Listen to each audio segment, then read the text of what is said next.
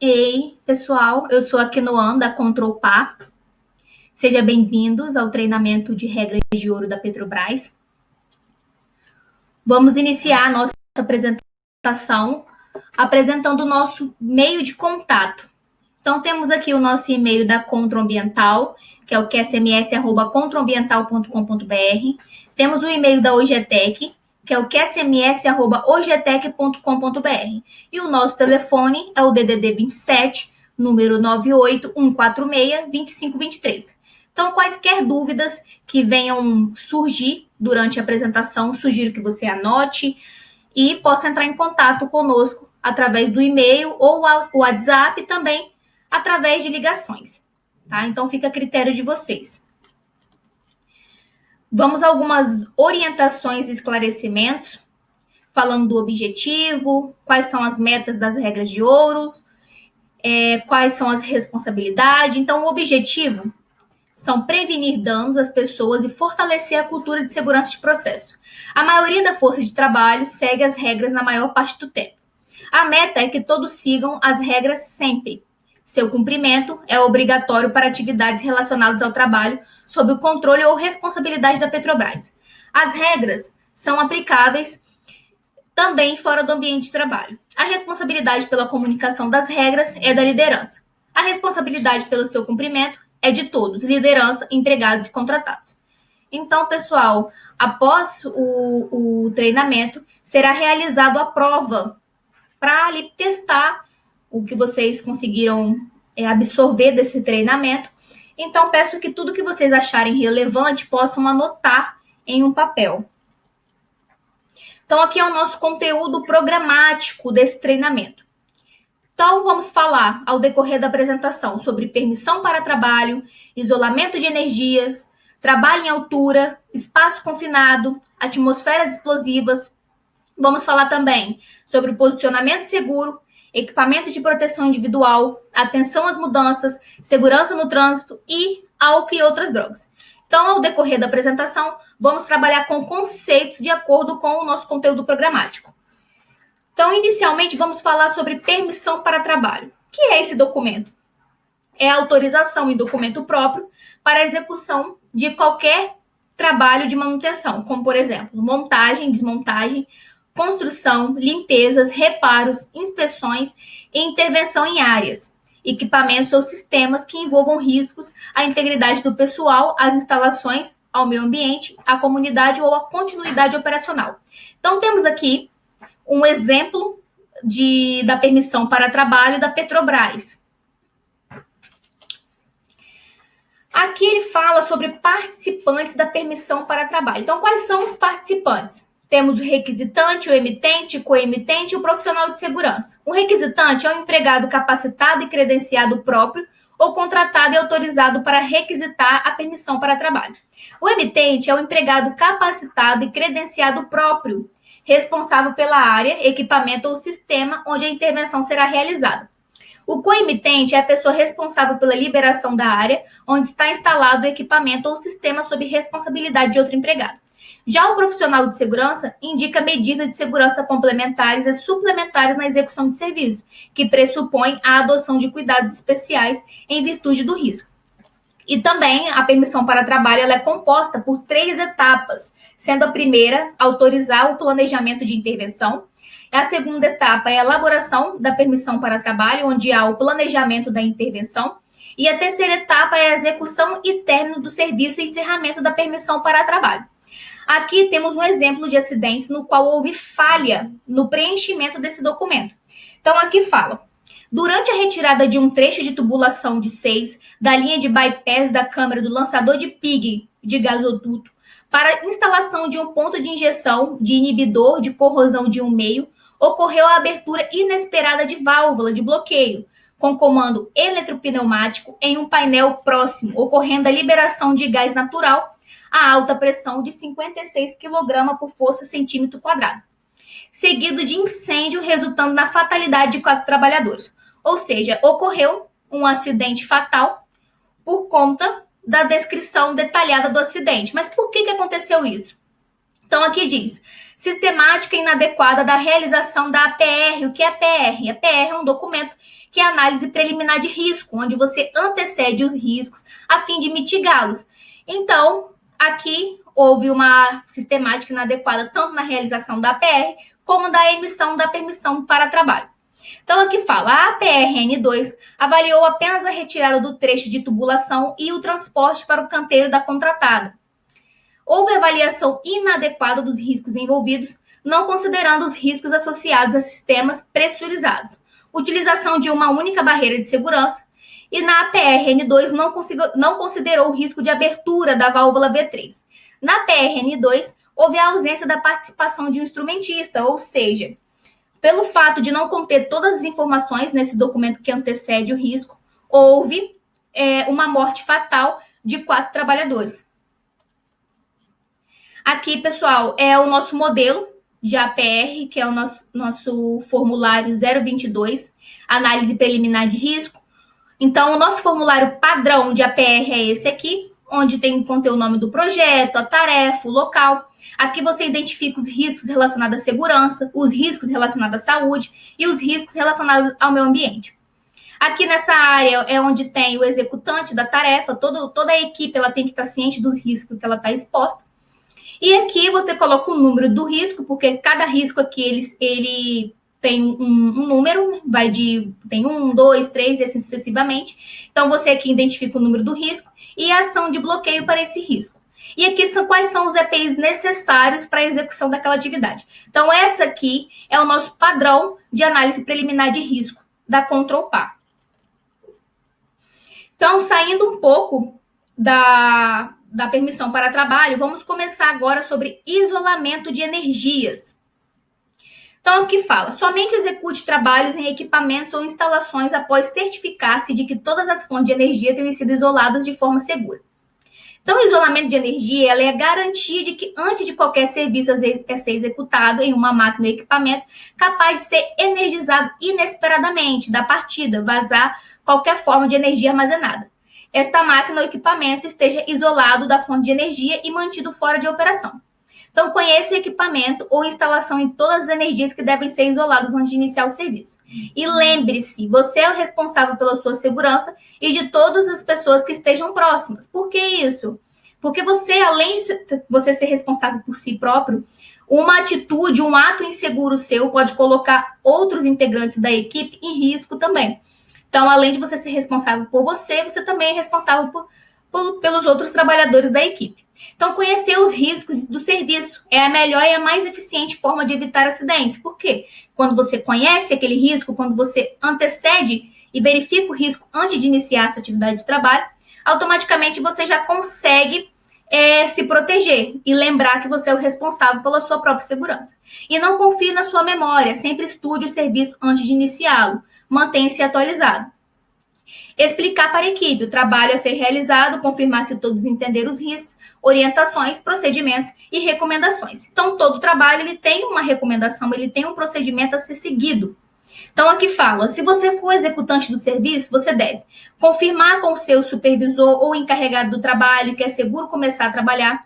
Se você for executante do isolamento, você deve conhecer o equipamento ou instalação e todas as energias que devem ser isoladas antes de iniciar o serviço e certificar se podem ser isolados ou liberados para retorno à operação. Identificar de forma clara as interligações do equipamento ou instalação que precisam ser isolados ou liberados para retorno à operação. Seguir o planejamento de isolamento, matriz, para isolar ou liberar para retorno à operação os equipamentos ou sistemas. Recolocar todos os caps e plugs nos drenos e ventes. Então, aqui há um exemplo de acidente no qual ocorreu queimaduras provocadas por arco voltaico. Então, aqui fala, eletricista realizava atividade de limpeza e verificação de aperto de conexões de cabos em painéis elétricos. Ao aproximar a ferramenta de trabalho, ocorreu arco elétrico, provocando queimaduras parciais em seu rosto, mãos, pescoço e joelho direito, ou seja, comprometeu 7,5% do corpo do empregado. O painel, considerado desenergizado pelo trabalhador, estava interligado a uma fonte de alimentação de 13,8 kV, não contemplada no planejamento inicial das atividades remontantes. Então, aqui é uma observação só para podermos, assim, termos um parâmetro que 1 kV ele representa a 1000 volts, né? Então, ou seja, foi um acidente muito perigoso, né, que comprometeu 7,5% do corpo do empregado, que poderia ter sido evitado. Então, aqui há o local da ocorrência, e no local da ocorrência contém essa placa de advertência, né, que no caso fala perigo, risco de arco elétrico e choque. Então, essa placa de advertência do cubículo de entrada informando necessidade de desligamento de disjuntor a montante, né? Então, aqui há alguns exemplos de dispositivo e bloqueio de energia. Então, há vários tipos de dispositivo de energia e bloqueio para os mesmos. Então, vamos falar sobre trabalho em altura. Somente execute trabalho em altura com a utilização de cinto de segurança fixado em local seguro e previamente determinado. Então, toda atividade executada com diferença de nível maior de 2 metros do piso de referência, que é o local de estrutura fixa, onde se encontra a base de posicionamento do trabalhador em relação ao nível zero da queda. Então, isso não é só o treinamento de regra de ouro que fala sobre isso. Temos uma norma regulamentadora, número 35, que fala que o trabalho em altura ele só é considerado a partir de 2 metros ou do nível maior de 2 metros. E aqui fala, todo trabalho em altura deve ser planejado, organizado e executado por trabalhador capacitado e autorizado. Considera-se trabalhador autorizado para trabalho em altura aquele capacitado, cujo estado de saúde foi avaliado, tendo sido considerado apto para executar essa atividade que possua a anuência formal da empresa. Então, para o trabalhador ele desenvolver uma atividade em altura, ele precisa realizar exames ocupacionais para contestar ali a aptidão do funcionário para executar esse tipo de atividade.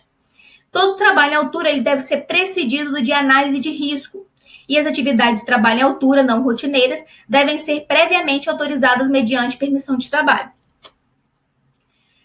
Temos também o acesso por cordas. Considera-se acesso por corda a técnica de progressão utilizando cordas com outros equipamentos para ascender, descender ou se deslocar horizontalmente, assim como para posicionamento no local de trabalho, normalmente incorporando 2 sistemas de segurança fixados de forma independente, um como forma de acesso e o outro como corda de segurança utilizado como cinturão de segurança tipo paraquedista.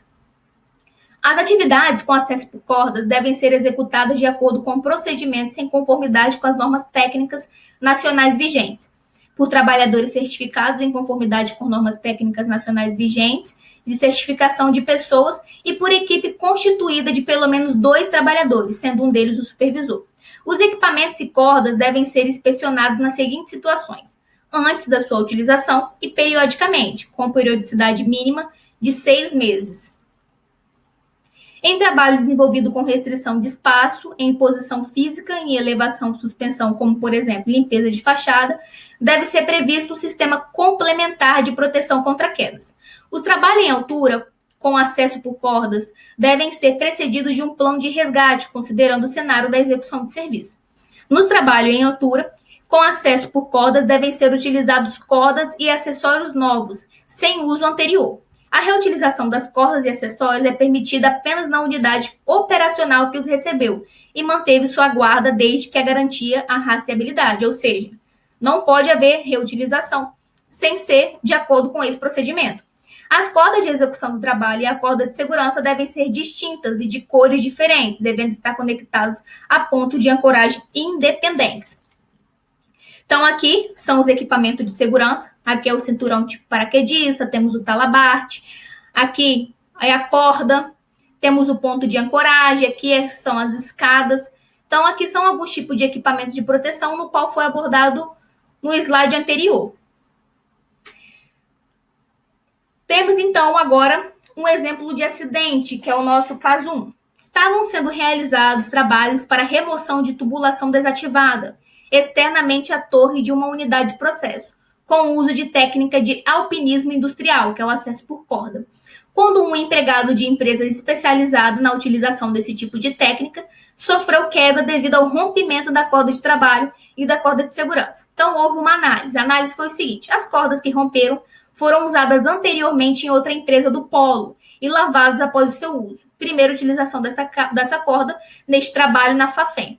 ou seja, houve a reutilização da corda, que no caso está aqui no procedimento que ela não pode ser reutilizada, ela só pode ser reutilizada na unidade operacional que os recebeu. Então, houve a reutilização e houve a higienização dessas cordas, no qual foi rompida e causou esse acidente. Então, aqui mostra para a gente a imagem, né, o acesso por cordas. Aqui é a ruptura da corda, onde houve a ruptura. O trabalhador caiu de 73 metros de altura. Aqui é o ponto de ancoragem, a tubulação a ser removida e a grua para a remoção da tubulação, né? Então, aqui é o ponto de ancoragem, a corda de segurança, né? O ponto de ruptura em X e em Y, né? Então, por isso ocorreu esse acidente. E aqui é o nosso exemplo de acidente caso 2. A equipe de pintura retornou após o almoço ao tanque e se preparou para dar início aos trabalhos, colocando os equipamentos de proteção individual e separando as ferramentas. O acidentado estava na última plataforma do andaime, ou seja, ele estava aqui, né, nessa imagem. Quando seus colegas de trabalho ouviram um barulho e viram o acidentado caindo de costas no chão entre a lona e o andaime.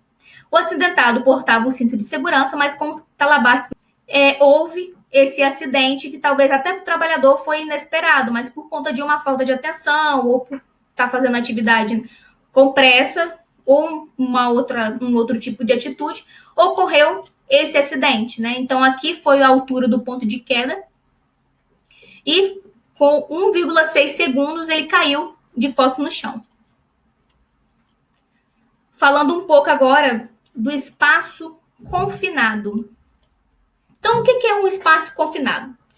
Espaço confinado é um lugar que não foi feito para um ser humano ficar, é um lugar difícil de entrar e sair, um lugar com pouca ventilação, possibilidade de formação de uma atmosfera de risco, que é um espaço confinado. Portanto, quem trabalha em espaço confinado tem que ter muito cuidado.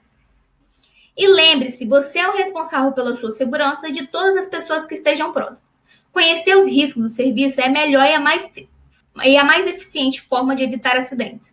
Não confie na sua memória, sempre estude o serviço antes de iniciá-lo. Então, para adentrar em espaço confinado, é obrigatória a emissão da PET, que é a permissão de entrada e trabalho pelo supervisor de entrada. Antes de iniciar o serviço, é obrigatória a avaliação atmosférica do espaço confinado. Somente trabalhadores capacitados, conforme a norma regulamentadora número 33, podem executar a atividade de espaço confinado. Então, assim como o trabalho em altura contém a norma regulamentadora número 35, também temos a NR 33, que fala somente sobre espaço confinado, ou seja, uma pessoa para trabalhar como supervisor, como vigia, ou uma pessoa que vai adentrar dentro do espaço confinado, ela precisa conter o curso, né, ter o treinamento para designar essa atividade. Então, deve ser mantido durante todo o trabalho no interior do espaço confinado um vigia ou observador junto à entrada para controlar o acesso e saída dos trabalhadores, monitorar os trabalhadores no ambiente, adotar os procedimentos de socorro imediato em caso de emergência e coordenar o abandono do local se necessário. Então, para a realização do trabalho com segurança, é necessário o envolvimento dos profissionais. Então, são esses profissionais que precisam, né, para a realização do trabalho com segurança. Responsável técnico é o profissional habilitado para identificar os espaços confinados existentes nas empresas e elaborar as medidas técnicas de prevenção administrativas, pessoal de emergência e resgate. O supervisor de entrada é uma pessoa capacitada com responsabilidade para preencher e assinar a permissão de entrada e trabalho, que é o PET, para o desenvolvimento de entrada e trabalho seguro no interior de espaços confinados. Trabalhador autorizado é o trabalhador capacitado para entrar no espaço confinado, ciente dos seus direitos e deveres e um conhecimento dos riscos e das medidas de controle existentes, ou seja, ele precisa ter acesso ao documento que é emitido antes de adentrar ao espaço confinado, que é o PET. E o vigia e o observador, que é o trabalhador designado para permanecer fora do espaço confinado, responsável pelo acompanhamento, comunicação e ordem de abandono para os trabalhadores. Aqui há um exemplo de acidente envolvendo espaço confinado. Foi um acidente fatal ocorrido por explosão durante a limpeza de cofre-dam. Durante a limpeza do cofre-dam, na indústria náutica, é o nome que se dá aos espaços vazios em embarcações. A sobra de água e dispersante proveniente do processo de limpeza estavam sendo descarregados por uma bomba SAP, para o tanque ao lado que também recebia petróleo e gás associado. A mangueira que conectava a bomba tipo sapo estava interligada com esse tanque e houve passagem de gás para o interior do cofferdam. No fim do dia de trabalho, quando o último trabalhador estava saindo do cofferdam, uma das luminárias caiu e provocou uma explosão que arremessou o trabalhador. Então, o que aconteceu? Houve a passagem de produto inflamável, o gás, que acumulou no ambiente e quando a luminária caiu, permitiu a ignição da atmosfera, gerando a explosão. Agora vamos falar um pouco sobre atmosferas explosivas. Nunca entre em local com atmosfera explosiva. Obedeça sempre aos alarmes e à sinalização. Em locais ou ambientes onde quantidades e concentrações perigosas de vapores ou gases inflamáveis podem ocorrer, medidas de proteção necessitam ser aplicadas de forma a reduzir o risco de explosões. Em qualquer planta de processo, independentemente do seu tamanho, pode haver numerosas fontes de ignição, além daquelas associadas com equipamentos. Neste contexto, são necessárias precauções apropriadas para assegurar um nível adequado de segurança. Em resumo, são locais ou ambientes onde existe a possibilidade de ocorrer uma explosão e todas as potenciais fontes de ignições devem ser protegidas. Áreas classificadas. Então, são regiões onde uma atmosfera explosiva pode estar presente em quantidade tal que necessitem de cuidados especiais para instalação e utilização de equipamentos elétricos e mecânicos, que ocorrem com certa regularidade durante as operações normais da planta industrial. E região em situação de emergência. São regiões onde uma atmosfera explosiva está presente devido ao vazamento ou derramamento, exigindo medidas para contenção e controle, com risco iminente de explosão.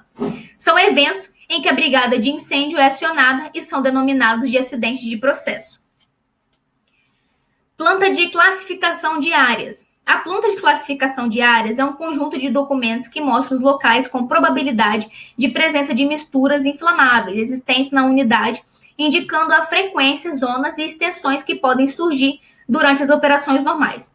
Estas áreas devem ser sinalizadas e medidas de controle das fontes de ignição devem ser adotadas. Então, aqui é uma representação gráfica da planta de classificação de áreas. Qual é o plano de contingência? Locais que podem apresentar vazamentos ou derramamentos e são estudados para estabelecer um plano de emergência no caso de sua ocorrência. São eventos onde a brigada de incêndio atua como última barreira de controle. Todas as ações são coordenadas e planejadas.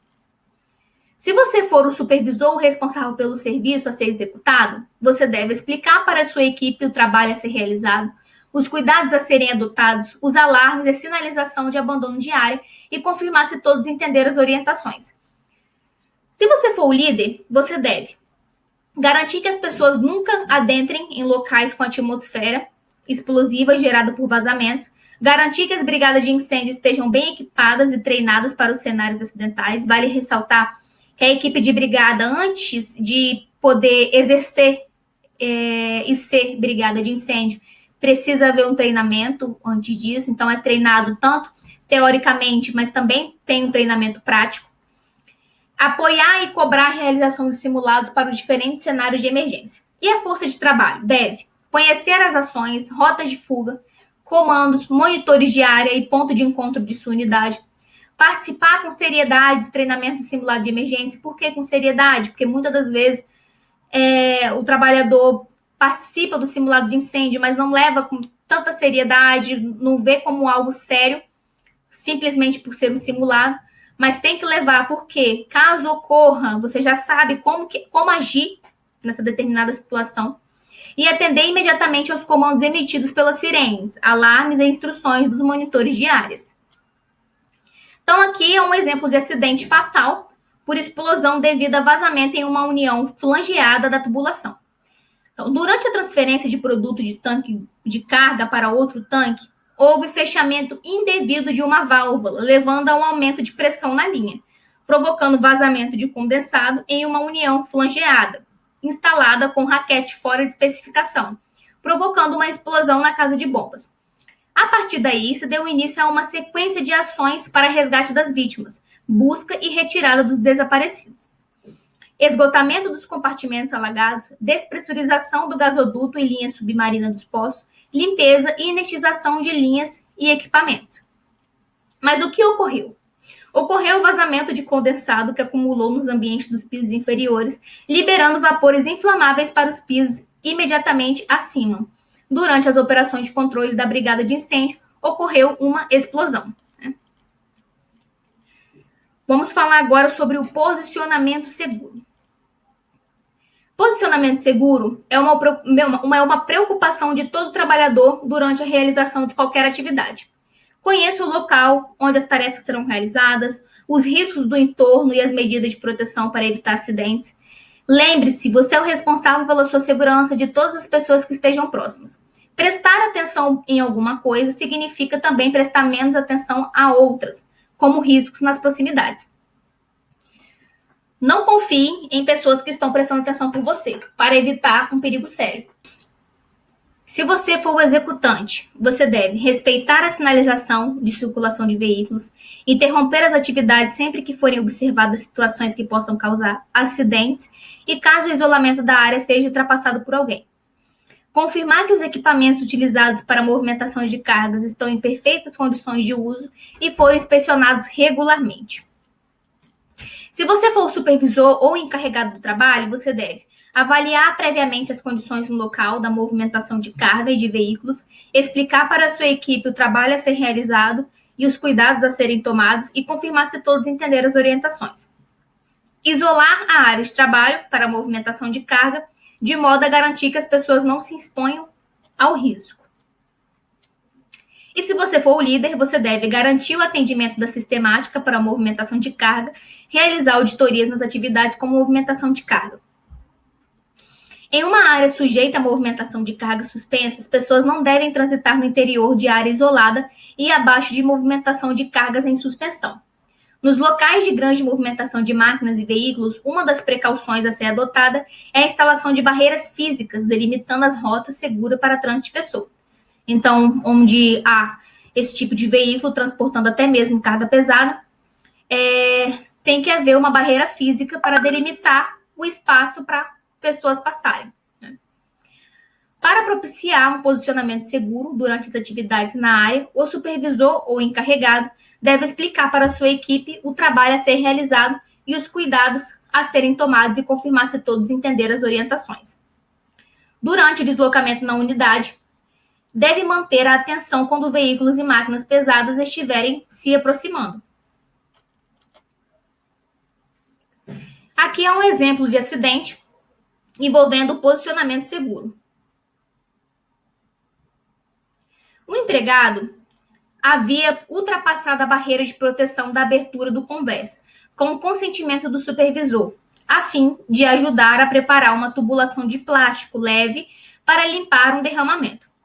Conforme era dado andamento à tarefa, o trabalhador gradualmente se aproximava da abertura, enquanto o empregado estava movimentando o tubo. Ele deu um passo para trás e caiu pela abertura. Então, aqui é a abertura, onde ele estava fazendo a atividade, e ele caiu pela abertura. Por quê? Há aqui toda a sinalização que não pode ultrapassar, mas houve a ultrapassagem, e a abertura ela não está tampada. Né? Então, o ideal é que ela estivesse tampada e sinalizado para não entrar. Então, aqui algumas dicas para o supervisor e encarregado. O líder deve estar atento para que todas as aberturas nos pisos sejam isoladas, sinalizadas e fechadas, com tampas ou grades. Orientar que os trabalhadores estejam atentos ao piso durante a execução de suas atividades. Qualquer risco identificado deve ser informado ao líder imediato. As análises de riscos específicas, contemplando todos os riscos envolvidos nas atividades, devem ser divulgados à força de trabalho. Então, aqui há um exemplo, né? Feche ou isole aberturas em piso. Então, aqui é um exemplo, que é utilize acesso adequado para realizar a atividade. Então, o correto a se fazer é assim. E o incorreto é não suba em tubulações para realizar atividades. Então, caso tenha um acesso adequado para realizar atividade, tá ok, pode ser feito. Mas, se não houver, tem que ser informado ao líder imediato para não ser realizada a atividade. Vamos falar um pouco sobre equipamento de proteção individual. Então, use sempre os EPI conforme recomendado. O equipamento de proteção são dispositivos destinados à proteção contra riscos capazes de ameaçar a segurança e a saúde dos trabalhadores. O uso desses dispositivos deverá ser feito sempre que os ambientes de trabalho apresentarem condições adversas, podendo ser de uso coletivo ou individual. O equipamento de proteção individual é todo dispositivo de uso individual utilizado pelo trabalhador, destinado à proteção contra os riscos suscetíveis de ameaçar a segurança e a saúde no trabalho. O uso desse tipo de equipamento deverá ser feito quando as medidas de proteção coletiva não oferecerem completa proteção contra os riscos de acidente ou doenças profissionais do trabalho. No Brasil, a utilização é regulamentada, dentre outras, pela norma regulamentadora do Ministério do Trabalho, que é a número 6. Então, falando um pouco sobre o certificado de aprovação. É um certificado regulamentado pelo Ministério do Trabalho, que tem como principal objetivo garantir que os EPI comercializados estejam em conformidade com as especificações da Associação Brasileira de Normas Técnicas. O CA tem prazo de validade e deverá ser periodicamente renovado. Então, no caso, esse certificado de aprovação, ele é renovado pelo fabricante do equipamento de proteção individual. Então, a norma regulamentadora número 6 diz que o CA ele tem que estar de forma indelével no equipamento de proteção individual, de forma que não se apague. Então, o número do registro do CA ele pode ser consultado através do site do Ministério do Trabalho, onde ali contém as especificações técnicas, a validade do equipamento de proteção individual, para que ele é aprovado e para que ele não é aprovado, dentre outras informações. Então, se você for um empregador, você deve fornecer equipamentos adequados e em conformidade com a legislação, fiscalizar a utilização, treinar, substituir, providenciar a manutenção e higienização e comunicar irregularidades observadas ao Ministério do Trabalho. Se você for empregado, você deve utilizar os EPIs somente para a finalidade a que se destinam, guardar, conservar, comunicar alterações que tornem o EPI impróprio ao uso e seguir as orientações quanto à utilização recebida da empresa. Então, caso o empregado ele consiga verificar visualmente que o equipamento de proteção individual rasgou ou ocorreu qualquer tipo de avaria, tem que ser informado isso imediatamente para o setor de segurança do trabalho, para que o mesmo seja trocado. Então, aqui diz que os EPIs são classificados conforme a sua finalidade e possuem variedade de modelos específico para as atividades a serem realizadas. Ou seja, existem vários tipos de equipamento de proteção individual, conforme cada atividade. Então, capacete tem amarelo, tem branco, óculos de segurança, tem lente incolor, lente escura, tem o de sobrepor que pode ser utilizado por cima do óculos de grau. Tem o respirador descartável, mas também tem um respirador que não é descartável, que possui filtro combinado. Tem o protetor auricular tipo plug, que é o de inserção, e tem o protetor auricular tipo concha. Tem o cinturão de segurança tipo paraquedista, calçado de proteção, luvas. Então, existem vários tipos de equipamento de proteção individual que vão ser classificados e, no caso, escolhidos de acordo com a atividade do trabalhador. Então, aqui é um exemplo de acidentes decorrente à não utilização de equipamento de proteção individual. Então, aqui fala: o operador, ao atuar como executante manipulando os mangotes, não atendeu aos requisitos da análise de riscos, utilização de máscara facial, sendo atingido por respingo de soda gasta. Ou seja, ele deveria estar com essa máscara facial, né, que pega o rosto todo, para não ser atingido com respingos de soda gasta, né? Poderia ter sido evitado se houvesse a utilização correta do equipamento de proteção individual. Vamos falar um pouco agora sobre atenção às mudanças. Fique atenta aos riscos das mudanças. Somente realize qualquer mudança que envolva pessoas, instalações, materiais ou procedimentos após análise e autorização. Então, mudanças temporárias ou permanentes devem ser avaliadas visando a eliminação ou minimização de riscos decorrentes de sua implantação. Implemente mecanismos que permitam avaliar e controlar riscos que acompanham as mudanças, desde a fase de planejamento até o final do processo. Formalize o processo da mudança, descrevendo, documentando e fazendo sua divulgação. Avalie seu resultado para evitar acidentes. E lembre-se, você é responsável pela sua segurança e de todas as pessoas que estejam envolvidas com a mudança realizada. Prestar muita atenção em alguma coisa significa também prestar menos atenção a outras, como risco nas proximidades.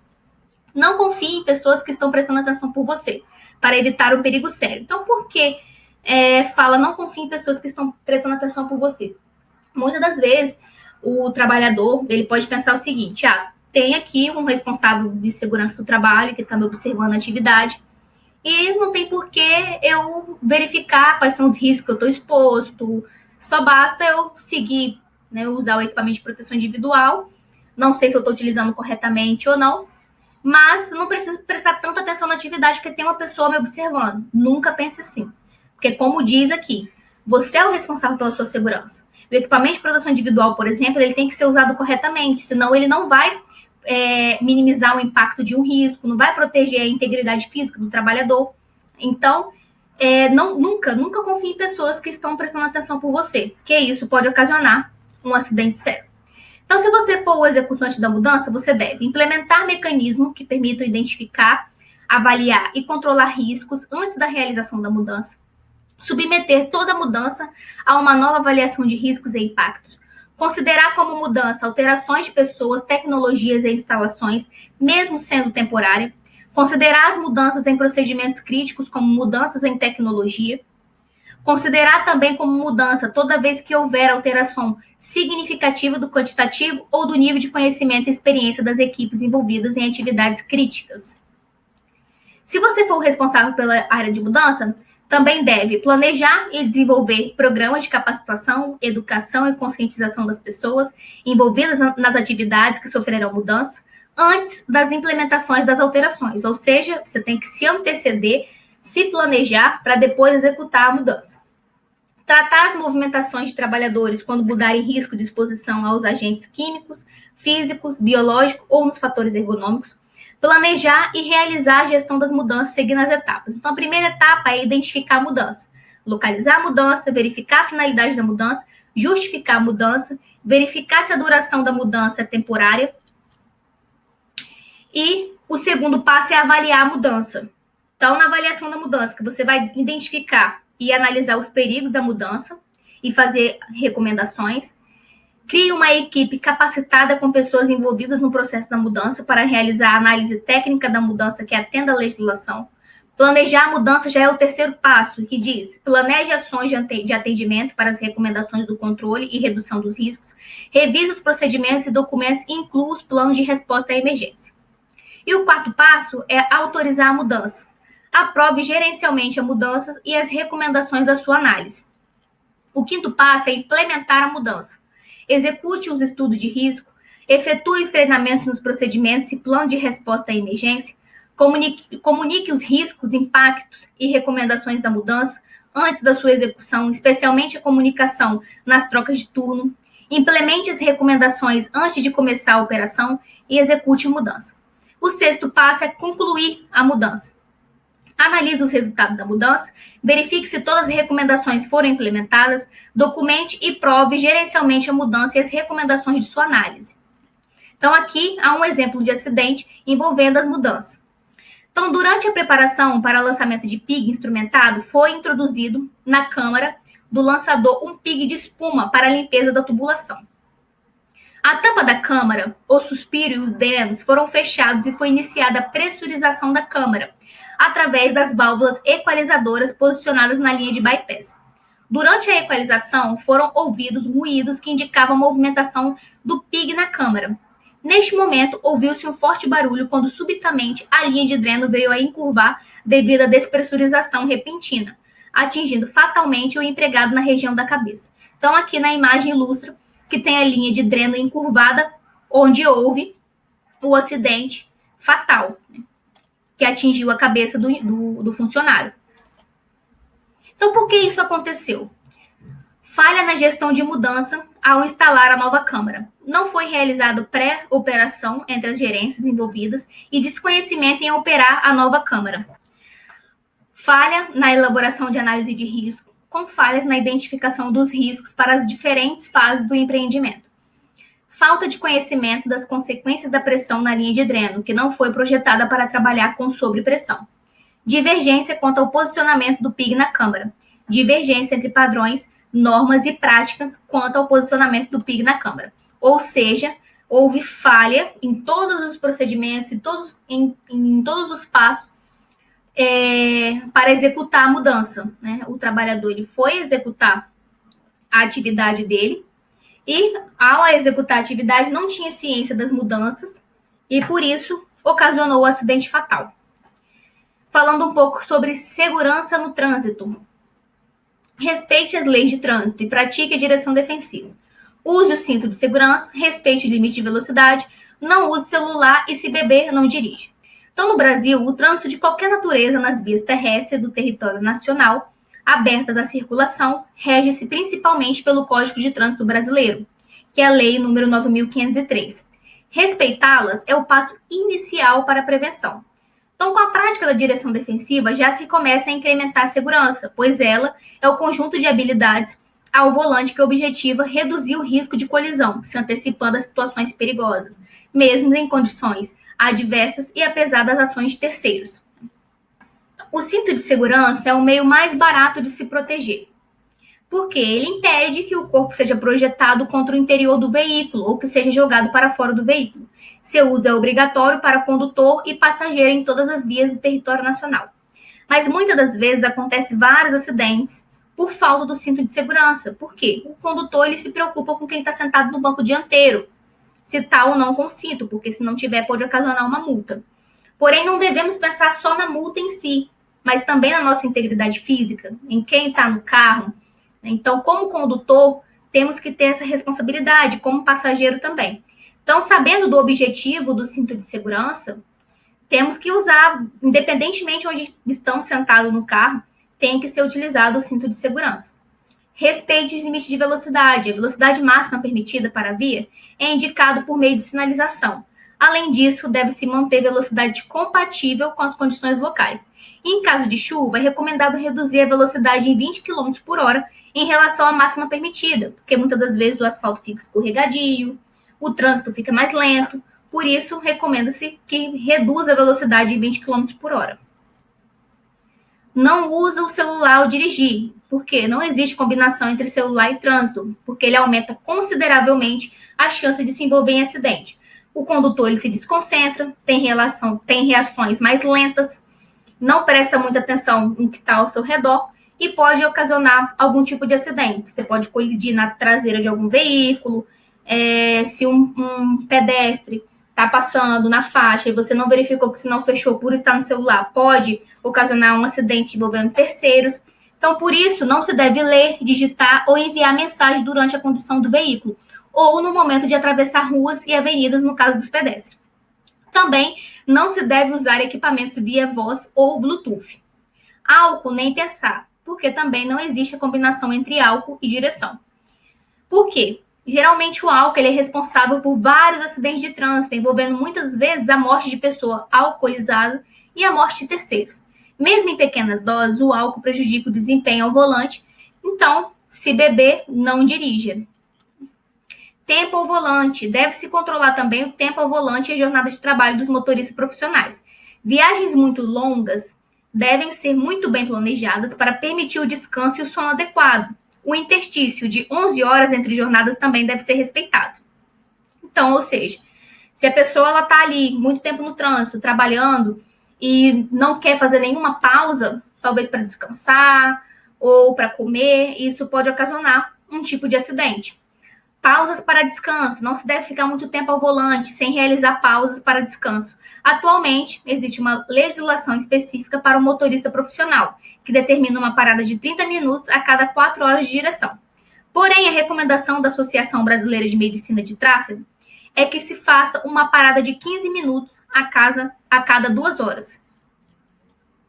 Então, se você for motorista, você deve possuir carteira de habilitação válida e específica para a sua atividade, não usar celular, enviar ou ler mensagem de texto, manter ou ficar abaixo da velocidade máxima permitida na via em que dirige, seguindo a sinalização local ou as instruções do plano de viagem.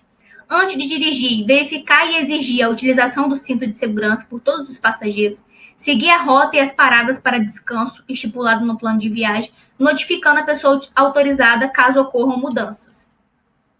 E se você for o líder, você deve realizar auditoria nos dados sobre velocidade, jornada de trabalho e parada para descanso, porque muitas das vezes, e nesse caso também, os carros da empresa, ele possui um equipamento para rastrear a velocidade do condutor. Então, por isso, o líder, ele realizando auditoria, ele tem esses dados em mãos.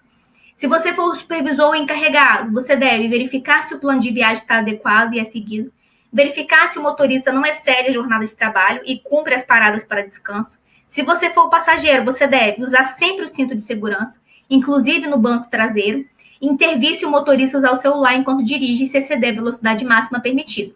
Então, muitas das vezes o passageiro fica ali mais quieto, não quer intervir, não quer se intrometer, mas é bom lembrar que somos o responsável pela nossa própria segurança. Então, se você verificou que o condutor do veículo excedeu a velocidade, não está cumprindo algum tipo de procedimento, você deve alertá-lo e intervir. Então, aqui é um exemplo de acidente, né, que ocorreu no trânsito.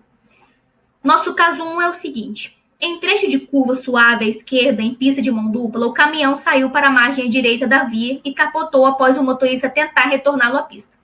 Então, aqui é um croquis do acidente. Aqui foi o estado do caminhão após o acidente. Relatórios de rastreamento apontaram frequentes excessos de velocidade por parte do motorista. No momento do acidente, trafegava 98 km por hora. O motorista estava usando o celular enquanto dirigia. A última ligação recebida pelo motorista foi às 18 horas e 42 minutos, com duração de 3 minutos e 47 segundos, que coincide com o horário do acidente, que foi às 18 horas e 46 minutos. O nosso caso 2, no caso aqui desse exemplo de acidente, ele se refere não só ao uso do celular, mas também ao excesso de velocidade. Aqui no caso 2, diz o seguinte: o acidente ocorreu quando o condutor trafegava em trecho de descida, atrás de outro caminhão da mesma empresa, e ultrapassou ganhando velocidade. No final da serra, já em trecho plano, em curva e com obras na via, o condutor perdeu o controle do veículo ao passar por um desvio das obras, vindo a colidir com um veículo de terceiro e capotar na margem direita da via. O caminhão colidiu com um veículo terceiro, com uma construção e com uma árvore na margem da rodovia. O que aconteceu? O motorista perdeu o controle do caminhão em trecho de curva devido à velocidade incompatível com o trecho em curva e em obras. Então, houve uma falha na gestão da transportadora com relação ao monitoramento dos excessos de velocidade ocorridos durante a viagem, pois poderia ter atuado antes do acidente. Álcool e outras drogas. Nunca trabalhe sob efeito de álcool ou outras drogas. É importante lembrar alguns conceitos e definições. Então, qual é o conceito de droga?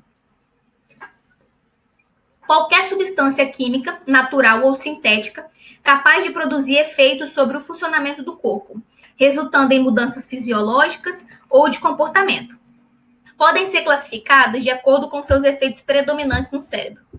Então, há os depressores, que são álcool, tranquilizantes, inalantes e opiáceos. Os estimulantes, anfetaminas e cocaína, alucinógenos, maconha, êxtase e LSD. Atenção, quando o médico receitar algum medicamento, é importante que você avise onde trabalha e o que faz, para que ele possa verificar se a medicação traz algum risco. Então, por que isso? Porque alguns medicamentos, eles trazem alguns efeitos colaterais. Então, pode causar sonolência, além da sonolência, pode causar outros efeitos colaterais que pode acabar intervindo na sua atividade.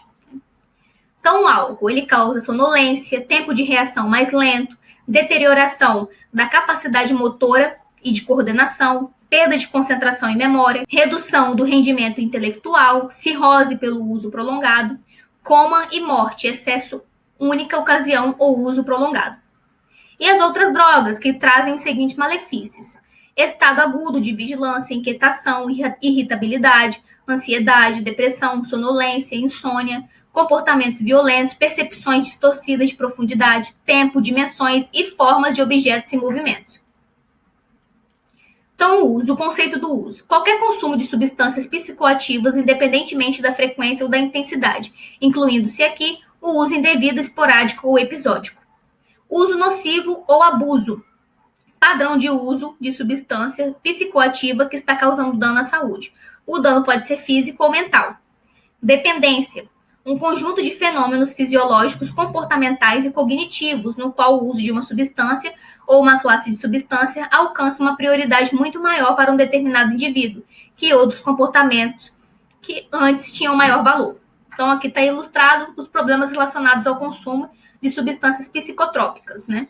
Então, tem a categoria aqui de nenhum, leve, moderado, substancial, pesado, ao consumo, problemas onde há o abuso de consumo, né? O risco, onde causa a dependência. Então, aqui é o nosso conteúdo programático. Álcool e outras drogas fala nunca trabalhe sob efeito de álcool e outras drogas em trabalho em altura, né? Também posicionamento seguro, atenção às mudanças. Então, vamos dizer assim que não se deve trabalhar alcoolizado. O uso nocivo, o abuso e a dependência de drogas são considerados doença pela Organização Mundial de Saúde e devem ser tratadas por equipe multidisciplinar de saúde. Os impactos à saúde, à segurança e ao meio ambiente causados pelo uso de drogas devem ser minimizados por meio da atuação em prevenção e tratamento. Atenção, se você for trabalhar, é proibido consumir álcool em qualquer quantidade. Importante lembrar que é proibido o consumo de álcool nas dependências da companhia. Se você é integrante da força de trabalho, você deve informar o supervisor ou encarregado sempre que estiver fazendo uso de medicação que possa provocar algum efeito em seu desempenho. Em caso de dúvidas, procure aconselhamento médico. Não usar, carregar, vender ou distribuir álcool e drogas ilegais.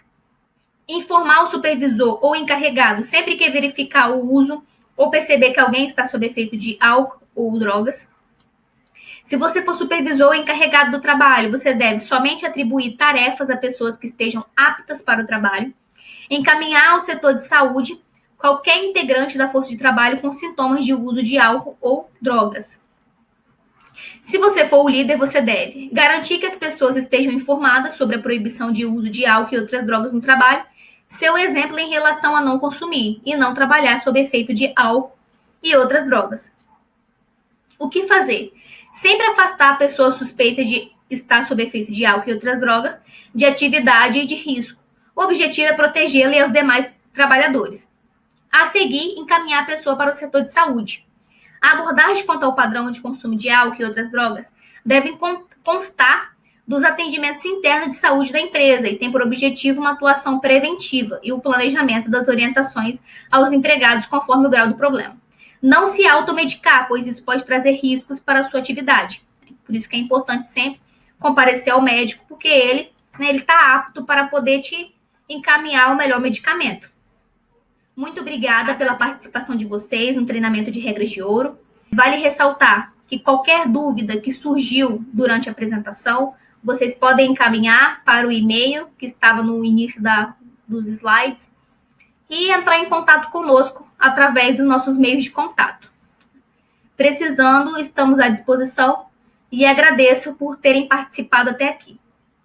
Até logo!